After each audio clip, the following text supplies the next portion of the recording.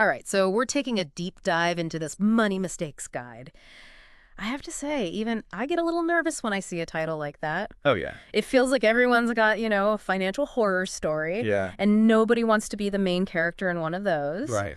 But instead of just worrying, we're going to arm you with the knowledge. You know how to dodge these common pitfalls, and if you do stumble, we'll figure out how to get back on track. Yeah, that's the spirit. Exactly. It's not about fear-mongering here. Yeah. It's all about empowerment. Exactly. So first up, we're tackling that dreaded moment, missing a mortgage payment. I think most of us imagine instant doom. Right. Like, the bank's going to show up with bulldozers the next day. Yeah. It's a common fear, but thankfully reality is a bit more merciful. Okay. Most mortgage agreements have a grace period before late fees kick in. Okay. Usually around the 15th of the month. And lenders are actually quite hesitant to report missed payments to credit bureaus. Oh, really? They know things happen. Right. And they'd rather work with you to find a solution. That's surprising. A lot of people assume, missing even one payment is immediate disaster. Yeah. This really highlights how important it is to understand, the details of your mortgage agreement. Definitely. But what if you realize you're going to be late or you've already missed that grace period? The absolute worst thing you can do is ignore it. Okay.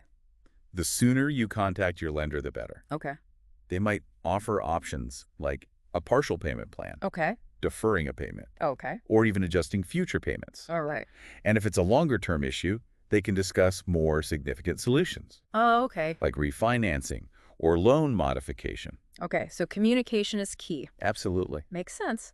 But let's be honest, sometimes life throws a curveball, Yeah. And you're just scrambling to keep up. Yeah. That's where our next money mistake comes in. Overdraft fees. Huh? I've definitely been there feeling that pit in my stomach when I realize I've overspent. It happens. Yeah. These days, with automatic payments, debit cards, and online banking, Yeah. it's easy to lose track. Yeah. But those fees are no joke. Yeah. The average overdraft fee is over $33. Wow. And if it becomes a habit, you risk additional fees and even account closure. Ouch. That's like getting penalized for a simple mistake. Oh. And it can have a ripple effect. Right? Absolutely. Yeah. Excessive overdrafts can get reported to check systems, Good systems, okay. which is like a credit report for checking accounts. Oh, okay. This can make it harder to open new accounts in the future. Oh, wow. So if you're in overdraft territory, what's the first move? Immediately check your balance and figure out the extent of the damage. Okay. If it's related to a specific bill, contact the company ASAP and see if they'll accept a late payment or work out an arrangement. Right. Most companies are more understanding than we think, Yeah. especially if you've got a good track record with them. And what about preventing those overdrafts in the first place? I know budgeting is the obvious answer, but Yeah, any other tips? absolutely. Set up account alerts so you get notified when your balance is low. Right. Consider overdraft protection options offered by your bank, like linking your checking account to a savings account Okay. for automatic transfers. And if you struggle with impulse spending, try using cash or a prepaid debit card for discretionary purchases. Mm-hmm. It makes those spending limits much more tangible. Okay, those are some great practical tips. Mm-hmm. Moving on, let's talk about that sinking feeling of maxing out a credit card. I've been there, Mm-hmm. and it's not fun. Yeah. But let's say I'm maxed out, but I'm making the minimum payments. Okay. What's the hidden damage I might be ignoring? That's a crucial point. Yeah. Maxing out a card, even if you're keeping up with minimum payments, can seriously hurt your credit score. Okay. Lenders view high credit utilization, Okay. the percentage of your available credit that you're using, as a sign of risk. Ideally, you want to keep that utilization below 30%. So even if I have a high credit limit, maxing it out is still a problem. Exactly. Okay. What steps can I take to recover from this? First, create a realistic budget and identify areas where you can cut back on spending. Okay. Then prioritize paying down that credit card debt as quickly as possible. Right. Consider a balance transfer to a card with a lower interest rate or even a debt consolidation loan to help you manage those payments and save on interest charges. And I imagine an emergency fund is crucial here. If I'm relying on credit cards for unexpected expenses, I'm setting myself up for trouble. Absolutely. Having 3 to 6 months of living expenses saved can be a game changer. It gives you a buffer to handle those unexpected costs without resorting to high-interest debt. Now let's talk about a money mistake that can feel particularly unfair. Yeah. Medical bills sent to collections. No. It seems like no matter how carefully you manage your health insurance, unexpected medical debt can sneak up on you. Definitely. So instead of panicking, what's the first move? Okay. Should I call the doctor's office? Okay. The insurance company? Yeah. Or both? Both. First, contact your insurance company to verify coverage and appeal any denied claims. Okay. Then reach out to the healthcare provider and request an itemized bill. Okay. You'd be surprised how many billing errors occur. Oh, really? And catching those early can save you a lot of money and stress. What if the bill is accurate, but I simply can't afford to pay it all at once? Don't despair. Okay. Medical providers are often willing to work out payment plans. Oh, good. And thanks to recent changes in credit reporting, medical debt carries less weight than other types of debt. Okay. And it won't show up on your credit report for at least 180 days. Wow. This gives you time to negotiate a payment plan and avoid damaging your credit. That's good to know. Yeah. It takes some of the pressure off knowing I have a bit of breathing room to figure things out. Yeah. Now, for our final money mistake in this part of the deep dive, let's talk about the one that can send shivers down anyone's spine. Personal information compromised. It's a scary thought, and those statistics are alarming. Yeah. It really highlights how vulnerable we are and how easily we can become victims without realizing it. Yeah. So what are the red flags we should be watching out for? Be wary of unsolicited emails or phone calls requesting personal information. Right. Legitimate companies rarely operate that way. Okay. Pay close attention to website URLs before entering sensitive data. Okay. Look for the HTTPS and padlock icon to ensure a secure connection. Got it. And be cautious about using public Wi-Fi for financial transactions, as it can be vulnerable to hacking. Right. Yeah. Okay, so we're being vigilant. But let's say the worst happens and I suspect my information has been compromised. What are those crucial first steps? Immediately contact your bank and credit card companies to report any suspicious activity. Okay. And freeze your accounts. You should also contact the 3 major credit bureaus, Experian, Equifax, and TransUnion, to place a fraud alert or a credit freeze on your files. Okay. This prevents new accounts from being opened in your name. What's the difference between a fraud alert and a credit freeze? Okay, so a fraud alert flags your account for potential fraud, Okay. requiring creditors to take extra steps to verify your identity before approving new credit applications. Right. A credit freeze completely blocks access to your credit report, Oh, wow. making it impossible for anyone, including yourself, to open new accounts until you lift the freeze. So a credit freeze offers like a higher level of protection, Right. but it also makes it harder for me to access credit if I need it. Exactly. Fine. It's a trade-off. Yeah. But if you're concerned about identity theft, a credit freeze can provide valuable peace of mind. Right. You can always lift the freeze temporarily if you need to apply for credit. All right. That's a lot to digest. We've covered some serious ground here, but I already feel more empowered, knowing what to watch out for and how to take action. Yeah, definitely. We just finished talking about protecting our personal information. Right. It's amazing how many things we do online without thinking twice. Yeah. But as we've learned, a little caution goes a long way in preventing those digital disasters. Absolutely. We're all about empowering you to navigate the digital world safely and confidently. Speaking of navigating, this guide also points out some money mistakes that are less about, external threats and more about our own habits and decisions. Right. For example, accumulating high-interest debt. Yeah. It's so easy to fall into that trap, especially with credit cards seemingly everywhere. It's a slippery slope. Those tempting buy now, pay later schemes Oh, yeah. can quickly turn into a financial burden if you're not careful. The key is to understand how compound interest works. It's like a snowball effect, Yeah. where interest accrues not only on the principal, but also on the accumulated interest. So it's not just about the initial purchase. Right. It's about that interest snowballing out of control. Exactly. What are some practical tips for avoiding this high-interest debt spiral? First and foremost, create a detailed budget Oh, and track your spending. okay. It's amazing how much money can slip through the cracks when you're not paying attention. Right. Then make a conscious effort to live within your means and avoid unnecessary expenses. Okay. If you do need to borrow money, shop around for the lowest interest rates and create a realistic repayment plan. Right. And remember, sometimes it's better to delay a purchase rather than rack up debt you can't afford. Okay. That makes sense. Delayed gratification. Yep. Not always easy, but definitely worth it in the long run. Absolutely. Now let's talk about a money mistake that many of us might be guilty of: failing to save for retirement. Uh-huh. It's easy to put it off when retirement seems so far away. But this guide emphasizes the importance of starting early. Time is your greatest ally when it comes to retirement savings. Okay. The earlier you start, the more time your money has to grow through the magic of compound interest. Right. Even small contributions made consistently over time can add up to a significant nest egg. So even if I can't afford to contribute a large amount right now, starting small is still better than doing nothing at all. Absolutely.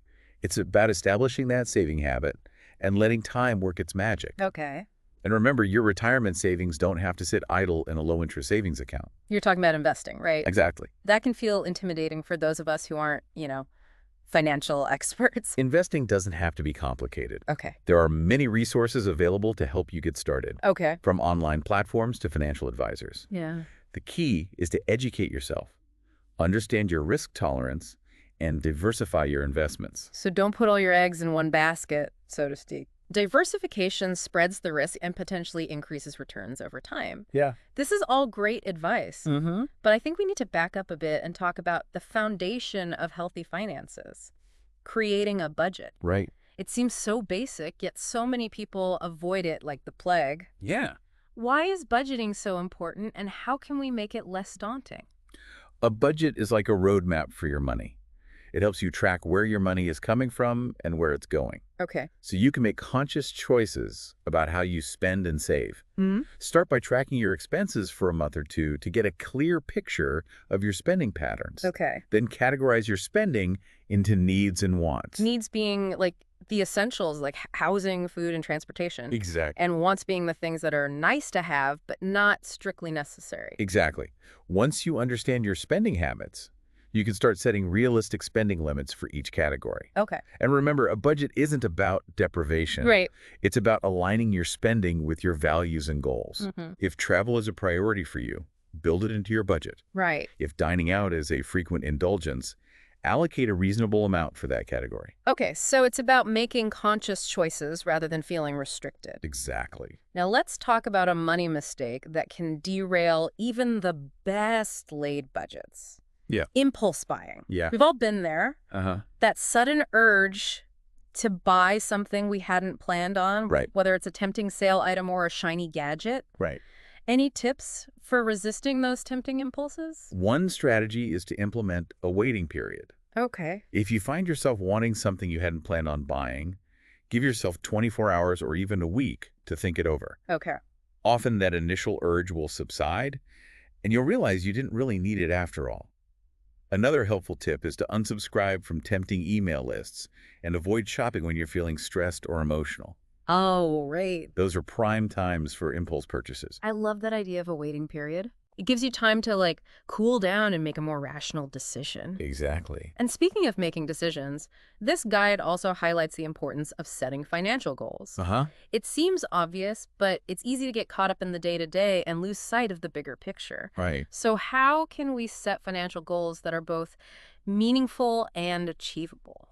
Start by identifying what's truly important to you. Okay. Is it buying a house, paying off debt, retiring early, or traveling the world? Right. Once you have a clear vision, break down those big goals into smaller, more manageable steps. Okay. Instead of just saying, I want to save more money, set a specific target. Like, I want to save $10,000 for a down payment on a house within the next 2 years. That makes it more tangible and less overwhelming. Exactly. And it gives you something concrete to work towards. Right.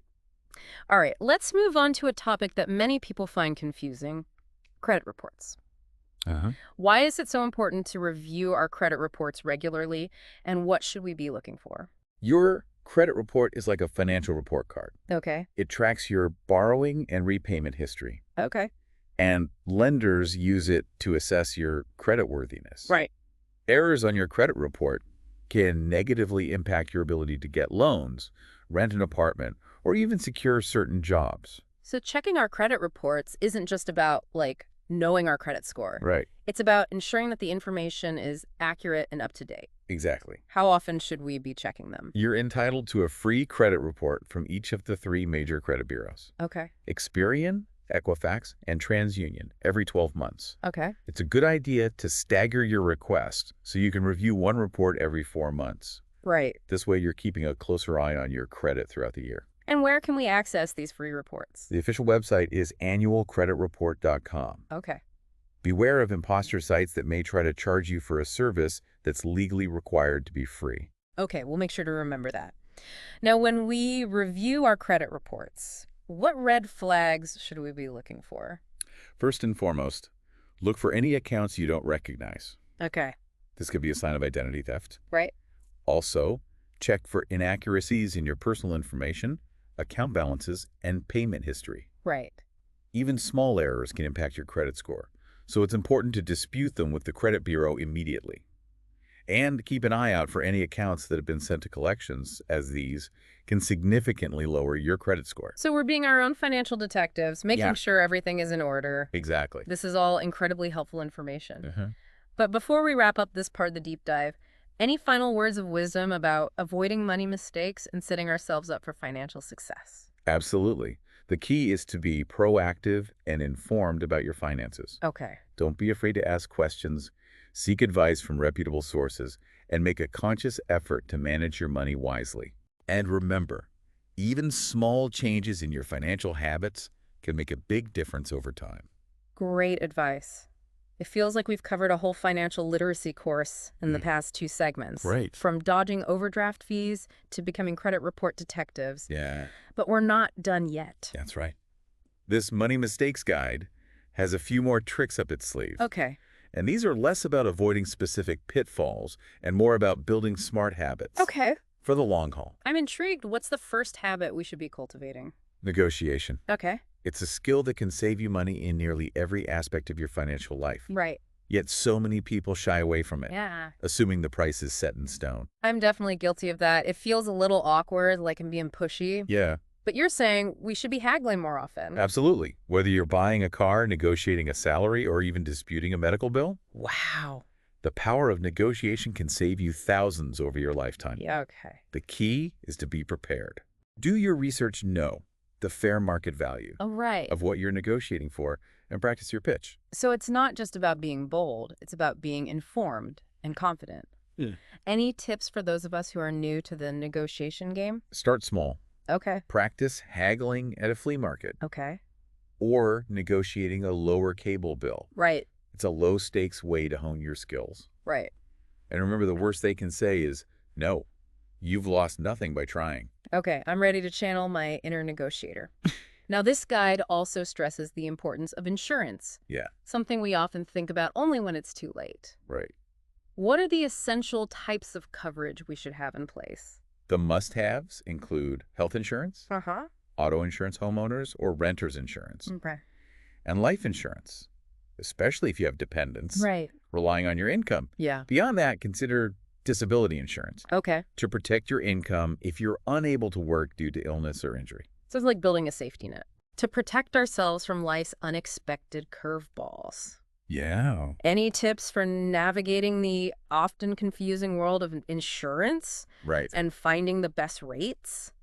Shop around and compare quotes from multiple providers. Okay. Don't be afraid to ask about discounts like bundling different policies Right. or maintaining a good driving record. Okay. And consider raising your deductible. That's the amount you pay out of pocket Right. before insurance kicks in as a way to lower your monthly premium. So it's a balancing act Exactly. between affordability and coverage. Okay, now for a topic that's not exactly dinner table conversation, Yeah. but equally important, estate planning. What's the essential takeaway here? It's not just about what happens to your assets after you're gone. Right. It's also about making sure your wishes are respected if you become incapacitated. Right. Key documents include a will, Okay. a durable power of attorney for healthcare, and a durable power of attorney for finances. These are documents we hope we never need. But having them in place provides incredible peace of mind. Absolutely. Any final thoughts on avoiding those money mistakes and setting ourselves up for financial success? Remember, financial literacy is a journey, not a destination. Okay. Stay curious, keep learning, and don't be afraid to seek guidance from trusted professionals. That's fantastic advice. It's been an incredible deep dive. Yeah, into the world of personal finance. it has. I'm walking away feeling not only informed, but also empowered to take control of my money Yeah, and make smarter decisions. that's what we want. And that's what we hope you're feeling too. Exactly. Remember, even if you've made some of these mistakes in the past, it's never too late to course correct and build a brighter financial future. Absolutely. So thank you for joining us on the Deep Dive. It's been a pleasure. We encourage you to explore that Money Mistakes Guide in more detail. Yes. And continue your financial journey. Until next time, stay curious, stay informed, and take charge of your financial well-being. See you next time.